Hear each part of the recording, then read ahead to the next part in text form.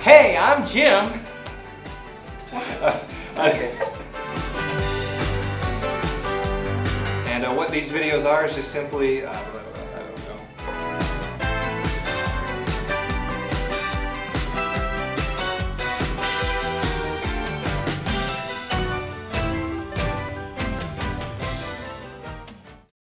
Hey, I'm Jim. And I'm Andy, and we would like to welcome you to the first ever Jim and Andy show. And what these videos are, our big vision is just to put out a few of these a year, just to share some group ideas and insights and further training to you as facilitators. And so this first episode of the Jim and Andy Show training for you as a facilitator is going to focus on helping you to better develop the people in your group by developing a co-facilitator. So I'm going to take us through the first part of this training, and before I do though, with the magic of television, I love this guy, but I am going to make him disappear. So on the count of 3, we're going to see no longer Andy but me. 1, 2, 3. Alright, now Andy is gone and I'm here, so let me just tell you a little bit about the heart of our training on developing a co-facilitator in this first episode. The heart of it is that if you remember back to when you were trained as a facilitator, whether or not that you do remember, we talked a lot about that developing a co-facilitator was about sharing the load of community, that we didn't want groups to lose momentum or get stuck by not having the facilitator to have someone else share in the load of community. And we really want to go further with that because God has put on our heart out of Scripture, because Jesus gives us a greater vision for developing a co-facilitator out of Matthew 28. If you read Matthew 28, the Great Commission, we see that Jesus in Matthew 28 gives us a key verb. And sometimes we get stuck on thinking that key verb is go, but it's actually go and make disciples. As you are going, what are you accomplishing? And that's making. And so as developing a co-facilitator, we want to look at the importance of developing people. And I really think we can understand this when we look at John chapter 17, because making disciples was what Jesus prayed while he was still alive. In John 17:4, he said, Father, I have brought you glory by completing the work that you've given me to do on this earth. And Jesus is still alive. He hasn't went to the cross or been even betrayed yet. And here he is saying this prayer that he's completed the work that his Father has been given him to do on this earth. And that's making disciples. And so we want to challenge you as a facilitator to develop the people in your group. And we want everybody in your group to be developed, to help them to find their calling, to help them to be a better husband, a better wife, to serve God. But we specifically want to talk about the development of finding someone in your group that can do what you do, developing into someone that you think could be the next facilitator of a group. And so we don't want to downplay the importance of developing all the people in your group, but to raise up developing a co-facilitator. So Andy's going to come up and take us through 5 things that we do in developing a co-facilitator, that they might someday step from this group as God may call on them, as there's need for people to find community, to step out and facilitate their own group. What we're going to do next is just talk about the 5 steps on how to develop a co-facilitator. And these 5 steps right here are just the tip of the iceberg when it comes to the process. So after you've finished watching the video, what you need to do is below the video, if you just scroll down right down there is a link to download Facilitating 101. And in this document there's a section called Developing a Co-Facilitator, and it gives the full explanation, questions, tips, and ideas on how to go through this whole process. But today we're just going to talk about a quick overview. Alright, so the first step is pray. Now this is a commonly overlooked step of the process, but it is key, because what you need to do is just offer your group and the people in your group up to God, and hopefully through those prayer and that time with God, He will reveal some people in your group that could potentially be a co-facilitator.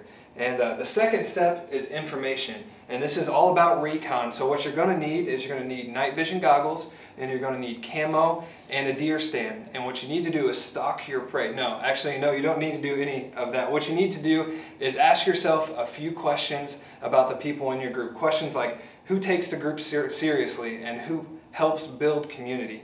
Questions like, who is growing in Christ? Who is participating in discussion and being authentic? These questions are going to help you answer the big ultimate question, and that is, who can do what I do as a facilitator?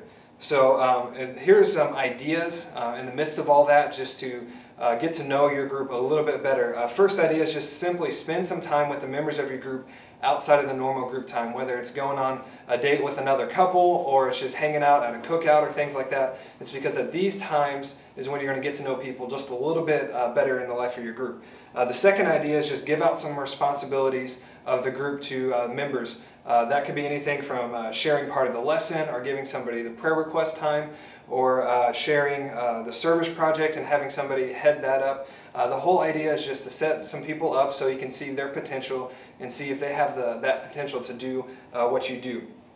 All right, the third step is invitation. And what this is just simply to ask them to prayerfully consider the opportunity of being a co-facilitator. And this is very important to the whole process because it's hard to have a co-facilitator if you don't ask them to be one.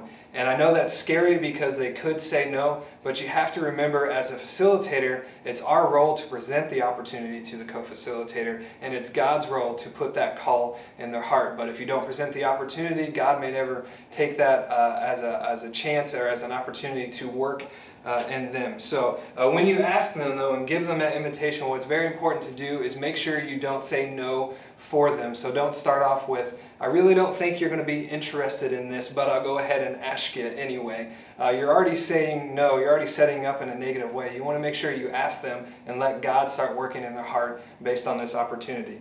All right. The fourth step kind of goes along with the invitation, and this is not ICNU, it's actually I see in you. And this is where your recon and all that information comes into play, because as you're asking them and inviting them into this opportunity, the biggest question that they want answered for themselves is, why me?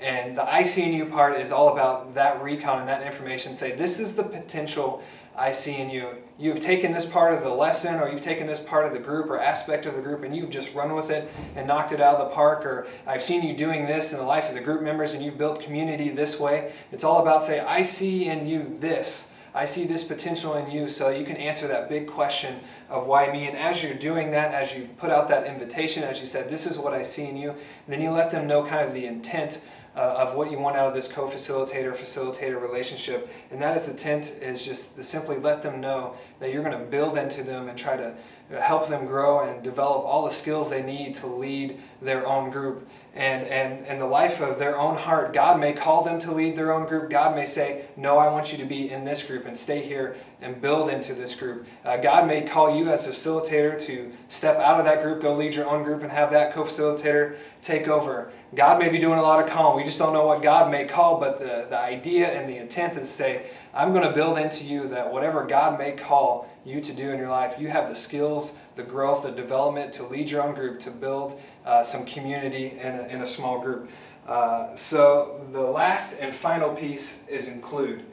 And this is after the co-facilitator said, yes, I want to be a co-facilitator. Let's dive into this head first. And include is simply exactly what it says, is including your co-facilitator and all the dynamics of group life. So that means letting them know what their role and responsibility is. That means delegating responsibilities of the lesson and the group time, whether it's just a part or a whole. It means taking them with you wherever you may go, as far as if you're visiting a group member in the hospital, or you're going to an update event to get more training, or if you're just hanging out with your coach, it's just taking them along so that they can glean whatever they can from those experiences. And it's also all about discussing and including them in the group meeting. As the group time is over, you have somebody now that you can just discuss with and say, this was what was working in the group, this is what wasn't. You can talk about the group as a whole and say, how can we build the community in our group, and just talk about that as a facilitator and a co-facilitator. So that is it. Those are the 5 steps on how to develop a co-facilitator. And like I said at the beginning, this is just the tip of the iceberg. We've expounded on this, given more ideas on how to move through this process in the Facilitating 101 handout. And all you have to do is just below this video, down there a little bit, click on that, download it. So that is it. And I just thank you for watching the first ever Jim and Andy show, and tune in next time for our next video coming up here in a little while.